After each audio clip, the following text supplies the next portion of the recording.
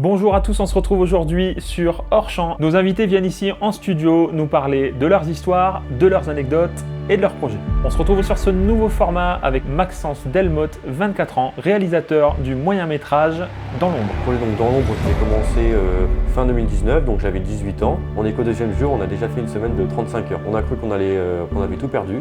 Et donc là, pour le film, un petit secret que je vous dévoile, c'est qu'il faut vraiment croire en ses projets, croire en ses rêves.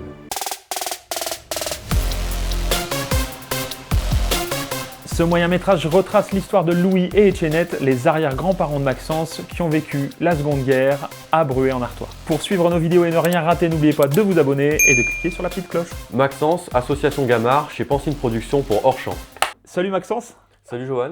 Alors on est ravis de t'accueillir aujourd'hui sur un format un peu spécial parce que c'est une grande nouveauté pour nous. On intègre un nouveau format sur la chaîne YouTube et donc on est ravis, tu seras le premier à rejoindre cette belle aventure. Merci beaucoup pour l'invitation. Alors d'abord Maxence, est-ce que tu pourrais nous parler un petit peu de ton parcours, cette histoire peut-être qui t'a amené à tourner, enfin en tout cas à vouloir tourner un jour un moyen-métrage? Oui, bien sûr. Alors moi j'ai fait mes études au collège Prévert de Houdain, ensuite au lycée Carnot à Bruay-la-Bussière. Actuellement, je suis employé dans une pharmacie à Bruay-la-Bussière. Et parallèlement à ça, donc, je suis passionné de cinéma depuis que je suis tout jeune.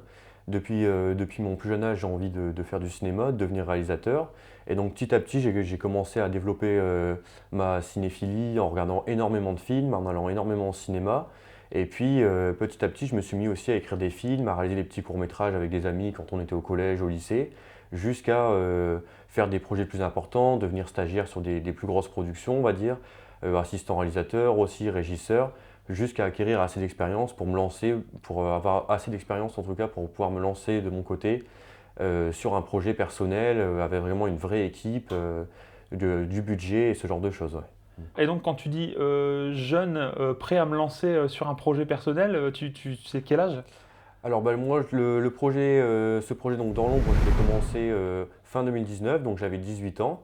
Et là, on est à peu près à la fin du projet, donc ça fait 6 ans, 6 ans que je suis sur ce projet. Ouais. Et donc à travers ce projet, tu as voulu rendre hommage à ton arrière-grand-mère et à ton arrière-grand-père, hein, c'est bien ça, Tout à fait, Louis ouais. et Étiennette. C'est ça, Tu peux nous exactement. en dire un peu plus? Alors donc Étiennette, mon arrière-grand-mère, est décédée malheureusement il y a quelques années, en 2022, à l'âge de 98 ans. Et donc depuis tout jeune, je savais que j'avais un ancêtre qui avait été résistant, mais j'en savais pas plus en fait sur son histoire. Je ne savais même pas son nom pour te dire vraiment à quel point j'ignorais tout ce qu'il avait pu faire. Et vers l'âge de 18 ans, j'ai eu envie de connaître mes origines, savoir un petit peu l'histoire de ma famille, le passé de mes ancêtres. Et donc j'ai commencé à faire un arbre généalogique. Et c'est à ce moment-là que je me suis souvenu de l'histoire qu'on m'avait racontée plus jeune. Et donc j'ai commencé à interroger Étiennette sur ses souvenirs de l'occupation, ses souvenirs de la guerre et ses souvenirs de l'histoire de son père aussi. Ce qu'elle savait à l'époque, est-ce qu'elle a su plus tard peut-être de sa résistance et de son parcours durant la guerre. Donc on a commencé à discuter et je me suis rendu compte en fait rapidement qu'elle connaissait au final très peu de choses sur son père, puisque comme la résistance était dans la clandestinité, et bien évidemment il n'en parlait pas pendant la guerre, mais même après en fait il n'a jamais vraiment parlé de tout ça. Donc j'ai commencé de mon côté à faire mes propres recherches auprès des archives départementales, auprès des archives militaires de Vincennes, de Caen et de Pau, pour reconstituer petit à petit tout le puzzle de son histoire, jusqu'à arriver vraiment à voir son parcours en fait durant la guerre, son parcours complet en fait durant la guerre. Ouais. Et dans tes recherches, est-ce qu'il y a des choses qui t'ont marqué particulièrement et est-ce que tu as rencontré des difficultés sur ce parcours? Parce que j'imagine que ça ne doit pas être donné à tout le monde de retracer comme ça l'histoire de quelqu'un qui, et comme tu disais en plus sur une période où tout est un peu, comment dire, tout est secret, Ouais. tout est caché quoi. Alors effectivement, c'est pas une tâche simple parce que déjà ça prend beaucoup de temps. Il faut vraiment s'investir, il faut se déplacer aux archives départementales, prendre le temps de fouiller des centaines de milliers de pages à la recherche des fois d'un petit indice qui pourrait nous mener sur une autre piste. Il faut croiser les sources aussi, donc ça prend énormément de temps parce que des fois on a des documents qui disent certaines choses, d'autres qui disent le contraire. Donc quand on a un certain nombre de sources qui disent la même chose, on peut considérer que c'est la vérité. Et donc ça, c'est quelque chose qui prend beaucoup de temps. Et donc c'est aussi un travail de patience. Sur Louis Lénard, par exemple, j'ai découvert toute une histoire donc, qui est liée à son arrestation, mais vraiment, si je ne l'avais pas découvert dans des archives officielle, j'aurais pu croire que c'était vraiment quelque chose tiré d'un film ou quelque chose comme ça. C'est vraiment une histoire incroyable que j'ai voulu justement aussi retranscrire en partie dans le film pour la faire découvrir à un maximum de spectateurs et un maximum de personnes. Et donc, tout ce travail de recherche et d'implication au départ, avant même finalement d'écrire ce qui deviendrait ton futur film, tu nous disais que tu avais 18 ans. C'est ça, ouais, tout à fait. Ok, mais à 18 ans, on n'est pas censé être dans sa chambre jouer à la console normalement? Alors on peut, mais moi les jeux vidéo, ça n'a jamais été vraiment mon truc, hein. J'ai toujours eu d'autres passions à côté, le cinéma en particulier, hein, que ce soit la réalisation, aussi l'écriture, ce genre de choses. Et à côté de ça, je suis évidemment aussi passionné d'histoire. Donc j'ai toujours aimé m'intéresser à l'histoire de mon village, à l'histoire de ma famille, ce genre de choses. Et ça m'a amené aussi peut-être d'une certaine manière à me lancer dans ce projet aussi de film en fait, ouais. Tu évoques deux sources principales, du coup, ta grand-mère, avec qui tu as pu échanger beaucoup sur le sujet, et puis les recherches que tu as fait de ton côté sur les archives départementales. Mais j'imagine que ça suffit pas. Il y a peut-être aussi des personnes dans la famille ou des gens qu'il a fallu aller rencontrer à un moment pour essayer de creuser un petit peu le sujet. Ouais, tout à fait. Bon, là, dans la famille, on a de la chance d'avoir conservé quelques documents, quelques photos d'époque. Donc, Etiennette, justement, mon arrière-grand-mère, au cours d'une de nos discussions, ça c'est un souvenir qui m'a marqué. En fait, on avait discuté déjà pas mal de fois de son père, tout ça. Et un jour, je me demande, mais est-ce que par exemple, tu as une photo à me présenter de ton père? Est-ce que tu as des documents d'époque, tout ça? Et là, elle m'a ramené un petit portefeuille avec une dizaine de photos dedans où j'ai vraiment découvert les visages, bah, déjà d'elle plus jeune, mais aussi de son père que j'avais jamais vu. Et j'ai enfin pu mettre un visage vraiment sur toutes les personnes qui étaient dans cette histoire, dans cette famille Liénard à l'époque. Et c'est vraiment un souvenir qui m'a marqué aussi de ces recherches et des discussions avec mon arrière-grand-mère. La fille d'Etiennette, Geneviève, m'a beaucoup aidé dans la partie recherche, puisqu'elle avait conservé les documents de son grand-père, de Louis Liénard, qu'elle m'a donné, notamment un petit cahier qu'il avait eu en prison dans lequel il dessinait un petit peu des choses qui lui passaient par la tête pour passer le temps. Et donc j'ai pu voir ce carnet, j'ai pu le consulter et ça m'a aidé aussi dans mon travail de recherche. J'imagine que dans ce que tu as pu découvrir, il y a peut-être des choses que tu ne pouvais pas non plus mettre à l'écran. Il y a peut-être des éléments qui ne pouvaient pas être montrés ou qui ne pouvaient pas être diffusés. Alors comment tu as travaillé là-dessus? Parce que nous, quand on regarde le teaser, enfin, on s'y retrouve complètement. Enfin, on a l'impression d'être dans les années 40 et c'est incroyable cette ambiance que tu as réussi à remettre dans le teaser. Donc on a hâte de découvrir la suite.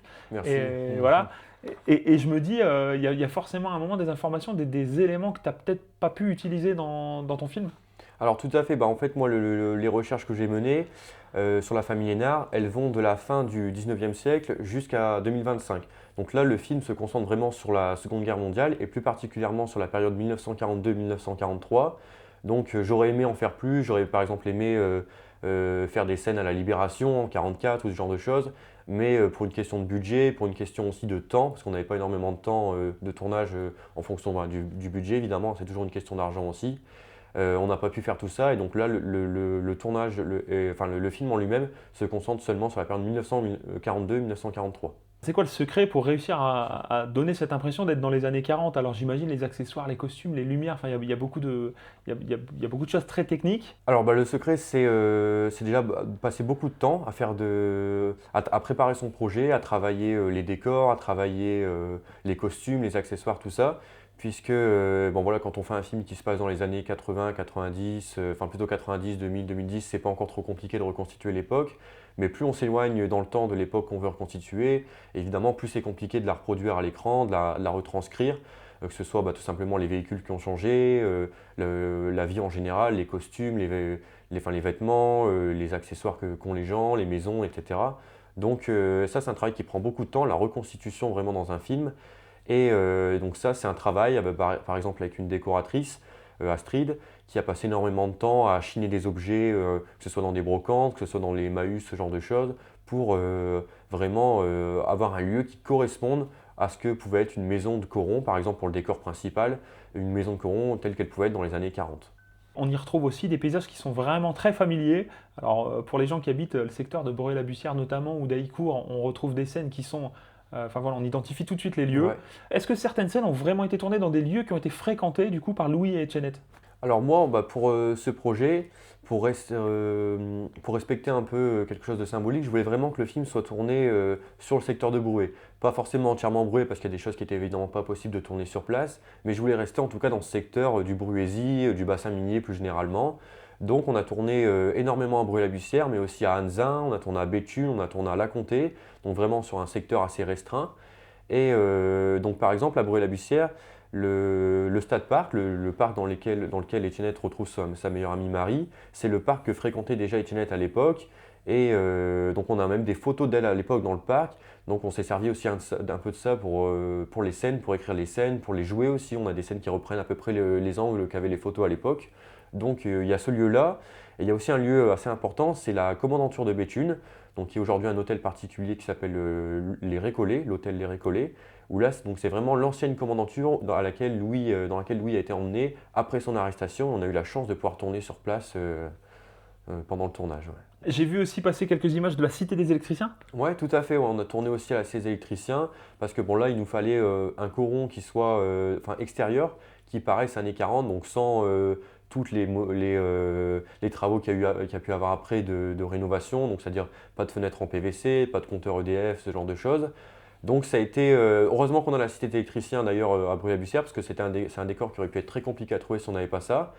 Et donc là, pour le film, un petit secret que je vous dévoile, c'est que l'intérieur de la maison est tourné donc à Anzin et l'extérieur, les scènes extérieures sont tournées à ces électriciens. Donc quand on voit le film, on ne s'en rend pas compte, parce qu'il y a des scènes où on voit les personnages sortir de la maison, et parce que à Anzin, l'extérieur était trop moderne, et donc l'intérieur était parfait, et à Bruy, c'était le contraire. On ne pouvait pas tourner à l'intérieur, mais on devait tourner à l'extérieur pour les scènes extérieures de la rue, de la maison. Donc vous avez réussi à trouver un lieu qui finalement était plus ancien que la période où vous tourniez le film, et vous avez dû le moderniser en fait. On a eu la chance de pouvoir tourner à la maison du mineur Anzin, donc je remercie Patrick Honoré, le président de l'association qui gère ce musée, et la ville d'Anzin aussi également, parce que c'est un lieu vraiment où on a pu faire ce qu'on voulait. Il nous a laissé carte blanche pour moderniser le lieu, pour l'améliorer un petit peu, pour le faire convenir à l'époque qui nous intéressait, à savoir les années 40. Et donc on a pu transformer vraiment en toute liberté ce lieu et après évidemment le remettre en ordre une fois qu'on avait terminé le tournage. Mais c'est vraiment quelque chose qui nous a enlevé un poids puisque trouver vraiment une maison comme ça, années 40, qui correspond en plus à l'histoire, donc un coron, la vie de famille des mineurs, ça aurait été très compliqué si on n'avait pas eu cela sur le territoire. Alors on imagine que c'est un défi logistique et un défi technique hein, d'organiser un tournage comme celui-là. Et puis derrière, il y a, j'imagine, beaucoup de bénévoles, beaucoup d'acteurs, de techniciens, enfin voilà, tout ce beau monde. Comment ça s'est géré, comment ça s'est organisé et comment tu as pu réunir aussi autant de personnes autour du tournage? Alors, on va faire un film comme celui-là, en plus un film d'époque, ça représente énormément de travail. Donc là, sur ce film, par exemple, on avait entre 25 et 30 techniciens, on a eu une cinquantaine de figurants et entre 15 et 20 acteurs en comptant les rôles principaux, les rôles un peu moins importants, les silhouettes, etc. Et en tout, en comptant la totalité des gens qui ont participé de près ou de loin du tournage, donc ça peut être par exemple un maire qui nous a donné l'autorisation de tourner dans sa ville ou ce genre de choses, on a à peu près 200 personnes au générique qui sont créditées et qui ont participé d'une manière ou d'une autre à la réalisation du film. Ok, et alors comment on recrute Etchennet, qui est le personnage principal, et comment on arrive à trouver la bonne personne pour représenter voilà, tout ce travail de recherche et finalement quelqu'un de la famille? Oui, tout à fait. Bah, alors ça, c'est une grosse étape aussi de la pré-production, de la préparation du film. Donc c'est tout ce qui est casting. Donc là, par exemple, pour les rôles principaux, j'ai posté des annonces sur des sites spécialisés, sur des pages Facebook également, et j'ai reçu quelques candidatures. J'ai aussi contacté directement des personnes qui, pour moi, pouvaient correspondre au rôle, pour leur faire passer des auditions et voir si ça pouvait convenir. Parce qu'on n'a pas cherché vraiment on n'a pas cherché vraiment à recruter des personnes qui étaient des sosies, des vraies personnes, mais on voulait qu'ils correspondent vraiment à la tranche d'âge, un peu à la morphologie aussi, la taille, les cheveux, etc. Et donc on cherchait pas des sosies, mais on voulait qu'il y ait une correspondance quand même physique, une correspondance d'âge, et que la personne puisse bien jouer le rôle qui lui était attribué. Donc voilà, c'est toutes ces auditions qui ont permis de trouver les rôles principaux. Et donc je reviens sur le rôle d'Etchennet. Ouais, Parce que pour moi, c'est un des rôles les plus importants, enfin, ouais, dans ce que j'ai vu, du moins, tout à fait, du ouais. film. Est-ce qu'il y avait une attente particulière sur le rôle d'Etiennette ou est-ce que, au même titre que les autres acteurs, voilà, est-ce que ça s'est fait de la même façon? Alors bah, le rôle d'Etiennette était un peu particulier puisque moi l'histoire elle m'avait été racontée en grande partie du point de vue d'Etiennette, hein, par Etiennette justement, mon arrière-grand-mère. Donc il y avait une attente un peu particulière. Je voulais vraiment quelqu'un qui ait ce jeu qu'avait Lisa, qu'a su retranscrire Lisa, donc qui est l'actrice principale qui joue Etiennette. Et donc ça s'est fait par des visios, par des auditions comme ça en visio. On a fait aussi quelques répétitions ensuite une fois qu'elle avait décroché le rôle, pour voir si vraiment tout allait correspondre. Donc il y a eu vraiment énormément de travail aussi sur le jeu d'acteur sur ce personnage-là. Alors, j'ai eu la chance de tourner quelques scènes avec toi Ouais. il y a quelques temps. J'ai cru comprendre qu'il y avait un bijou que porte Lisa, du coup, pour jouer le rôle d'Étiennette, mais un bijou qui doit avoir une importance, je pense. J'ai cru comprendre. Tout à fait, ouais. Elle porte une petite croix, puisque bon, un collier avec une petite croix, puisqu'évidemment, bon, à l'époque, beaucoup de monde était croyant, ce qui était aussi le cas de la famille Guénard. Alors la croyance, ouais, effectivement, aura une importance assez importante dans le film, mais bon, je vous en dis pas plus pour pas trop dévoiler d'éléments de l'histoire, mais en tout cas, ouais, c'est quelque chose qui va revenir dans l'histoire que je veux raconter et que j'ai raconté dans ce film. Sur le tournage, est-ce qu'il y a une anecdote particulière qui t'a marqué? Et est-ce qu'il y a une situation particulière qui, à un moment, t'a laissé penser que tu allais peut-être devoir arrêter le tournage? Alors, sur un tournage, il y a toujours énormément de complications, hein. Chaque jour, il y a des nouvelles galères, il y a des nouvelles complications qui parfois nous font perdre beaucoup de temps. Et dans l'ombre, n'a pas fait opposition à la règle, hein, puisqu'on a eu énormément de soucis techniques, soucis logistiques. Alors par exemple, on a eu 2 véhicules d'époque qui se sont percutés sur le tournage. Donc ça a été quelque chose à gérer aussi avec les assurances et tout ça. On a eu une porte qu'on avait enlevée dans la maison du mineur pour laisser passer un travelling et qui est tombée sur l'ordinateur avec les rushs, avec les disques durs. Donc ça, on a cru qu'on avait tout perdu. Donc c'est ce genre de problème aussi qui nous a fait retarder parfois énormément les journées de tournage. On faisait des journées de 15-16 heures à peu près chaque jour, pendant 9 jours consécutifs pour la plus grosse période du tournage. Et je me souviens d'ailleurs qu'au deuxième jour du tournage, à la fin du deuxième jour, il y a une personne de l'équipe qui a dit on est qu'au deuxième jour, on a déjà fait une semaine de 35 heures, pour te dire un peu les journées qu'on faisait. Quand on écrit un scénario au départ, on arrive sur un tournage et à mon avis, enfin en tout cas l'ayant vécu, ça se passe pas toujours comme prévu, ou du moins on voit se réaliser quelque chose et là on prend conscience.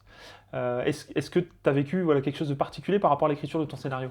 Alors ouais, évidemment, bah moi le scénario, bon, j'ai retranscrit un peu les recherches que j'avais pu faire, tout ça. Mais une fois sur le tournage, c'est vrai que voir les acteurs en fait jouer les répliques qu'on a écrites, voir le scénario prendre vie, c'est quelque chose ouais, qui fait énormément plaisir, d'autant plus que c'était mon premier film. Donc ça, ouais, c'est une émotion particulière vraiment de voir tout ça se mettre en forme sur un tournage. Ouais, c'est vraiment incroyable. Il paraît que Dans l'ombre, enfin d'après des articles de presse qu'on a pu lire, sera présenté dans différents concours ou différents festivals. Ouais, tout à fait. Alors, bah, l'idée avec ce film, c'est de le montrer vraiment au maximum de personnes possible. Donc, faire vraiment un grand nombre de projections, que ce soit en cinéma, que ce soit en festival ou autre, par exemple devant des scolaires. Et donc, effectivement, on va présenter le film dans des festivals. Donc, on commence en ce moment à faire une pré-liste un peu de festivals dans lesquels on aimerait concourir, dans lesquels on aimerait envoyer le film. Mais on n'a pas vraiment encore défini précisément. Après, ça dépendra aussi de est-ce que le film va être sélectionné ou pas. Mais on aimerait en tout cas que le film fasse un peu le tour du monde, l'envoyer dans des festivals aux États-Unis, au Japon par exemple aussi. Donc, c'est quelque chose qu'on est en train de préparer et de mettre en place petit à petit. Ok, donc on te retrouve peut-être à Cannes l'année prochaine. Bah, j'espère bien, ouais. Pourquoi ce choix de faire cette projection à Brûle-la-Bussière au cinéma Les Étoiles? Alors bah, c'est très symbolique hein, parce que bah, l'histoire qui est racontée dans le film se passe à Bruay, enfin Bruay-en-Artois à l'époque, qui est devenu ensuite Bruay-la-Bussière. Donc pour cette raison, parce que le film a été tourné aussi en grande partie à Bruay, puisque on a eu un soutien de la ville, et je voulais aussi que ça reste aussi dans cette symbolique d'une histoire qui se soit passée à Bruay, et qui est le film qui soit présenté dans le cinéma de la ville actuel. Ouais. Parce que du coup, un petit cinéma de proximité, j'imagine une première projection plutôt intimiste.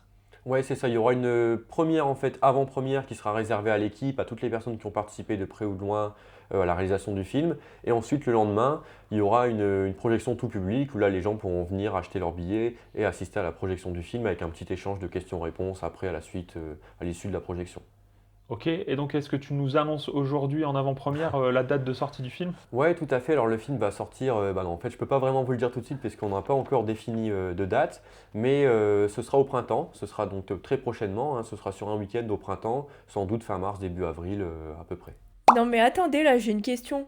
Comment elle fait Clara pour se repérer dans le montage? Elle est présente sur les tournages? Comme ça, Ah non, non, non, non, Clara, elle est jamais avec moi, je tourne toujours tout seul. Non, mais quand De- elle doit monter, Ah, elle écoute tout. elle attend. Donc là, on est en train de parler d'elle, par exemple, elle va tout entendre. Ah. Ah, voilà, c'est ça. Et là, quand elle va regarder la vidéo, elle va se dire, bah, ils sont en train de parler de moi, en fait. Je pensais que tu parlais du tournage, donc souvent sur les tournages, elle n'est pas là, du coup. Mais après, elle découvre, en effet, après, tout ce qu'il y a à couper, tout ce qu'il y a à enlever. Mais souvent elle se marre, hein, je l'entends se marrer.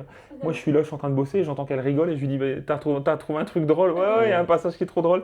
Donc elle entend tout ce qui se passe forcément.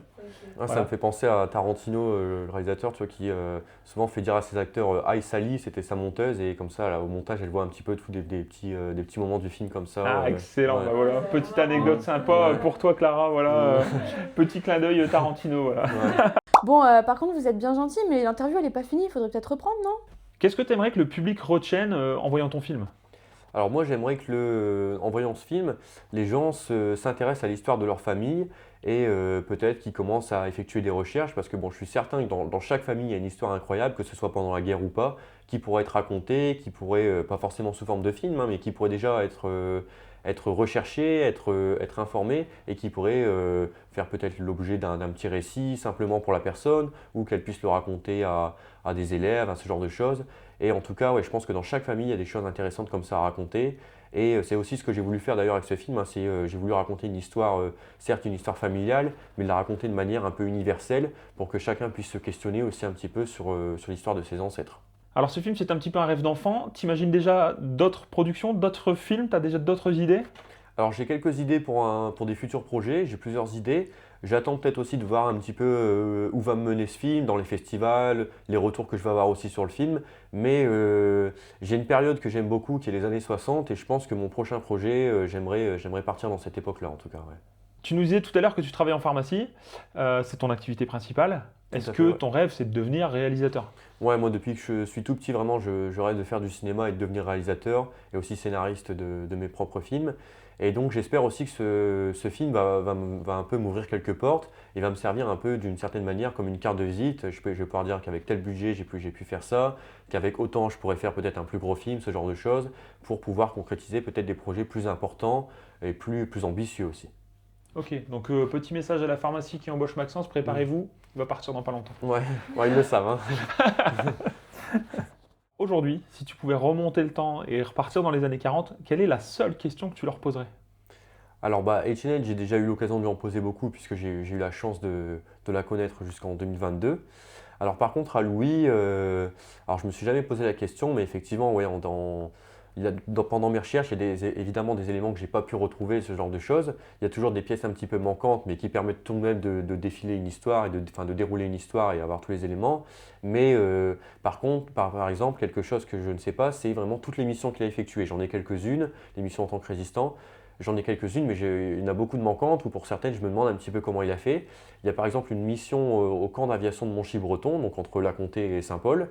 Donc ça, c'est écrit dans son dossier de résistant. Une mission dans laquelle il aurait été volé des armes dans ce camp d'aviation, donc qui devait être un lieu ultra sécurisé, ultra protégé. Et aujourd'hui encore, je ne sais pas comment il a pu vraiment arriver à réaliser ça. Et ça, c'est quelque chose que j'aurais bien aimé découvrir, j'aurais bien aimé lui poser la question. Ouais. Si Louis et Etiennette pouvaient aujourd'hui voir ton film, qu'est-ce qu'ils ressentiraient? Alors, très bonne question. Alors, c'est difficile à répondre comme ça. J'aimerais qu'ils soient déjà assez fiers que leur histoire soit portée sur grand écran, puisque c'est pas donné vraiment à tout le monde, hein, évidemment, de raconter une histoire comme ça, familiale, en un film qui soit aussi diffusé sur grand écran. Mais, et puis aussi que le message de résistance, c'est-à-dire d'avoir combattu l'ennemi, ça c'est quelque chose d'assez fort aussi et j'aimerais que ce message aussi ait une portée importante justement parce qu'en plus on a toujours un contexte de guerre, hein, peu importe l'époque, il y a toujours quelque part une guerre dans le monde, donc c'est quelque chose qui résonne toujours, cette résistance à l'ennemi, cette résistance à l'occupant ou à des forces politiques, enfin ce genre de choses. Donc c'est vraiment quelque chose ouais, que j'aimerais retenir aussi de tout ça. Pour tous les jeunes qui nous regardent et qui ont des ambitions folles, des projets un peu fous, qu'est-ce que tu veux leur dire aujourd'hui? Alors je souhaiterais leur dire que peu importe le projet, peu importe l'ambition, il faut y croire, il faut se donner les moyens. Des fois c'est très compliqué, hein. Par exemple sur un projet comme ça, c'est parfois compliqué d'avoir des subventions, mais parfois il y a des échecs, des fois il y a des organismes qui nous ont refusé des subventions, mais c'est pas grave, il faut continuer d'avancer, il faut continuer de chercher ailleurs, trouver d'autres moyens de pouvoir réaliser son projet. Parfois le projet sera un petit peu différent de ce qui devait être à la base, il y a toujours des choses un petit peu différentes comme ça, mais en tout cas il faut aller jusqu'au bout et il faut vraiment croire en ses projets, croire en ses rêves. Et oser. Et oser, c'est ça. Ouais. Eh ben Maxence, un grand merci à toi pour ta participation. Merci d'avoir pris le temps de venir nous voir ici au studio et puis de répondre à toutes nos questions. On a vraiment pris du plaisir à écouter ton histoire et à écouter voilà, toute cette aventure que tu as pu vivre en 6 ans. On a hâte d'être au printemps, mars-avril, hein, C'est ça, tu à nous peu as près. dit. Donc on a hâte d'être au printemps pour découvrir ce film et puis voir les jolis plans qui ont été tournés avec Pansine Productions du coup. C'est ça, exactement. Merci beaucoup pour ton invitation, merci beaucoup pour cette interview, et puis hâte de te faire découvrir le film et hâte que tout le monde puisse enfin découvrir cette histoire dont les gens ont déjà entendu un peu parler dans les journaux. Mais vraiment, voilà, hâte que l'avant-première se déroule prochainement. Merci de nous avoir écoutés, on vous dit à très vite pour un nouveau rendez-vous hors champ.